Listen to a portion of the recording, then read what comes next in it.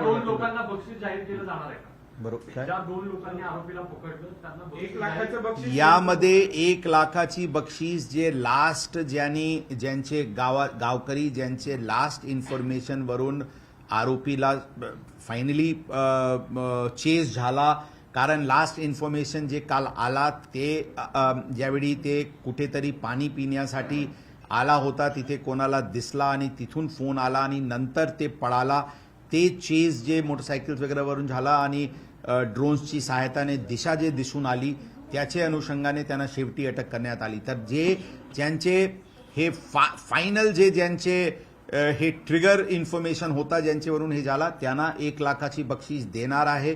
त्याचे व्यतिरिक्त गावासाठी काय करता येईल ते आम्ही हे आहे. परंतु आमचे म्हणजे मनापासून ते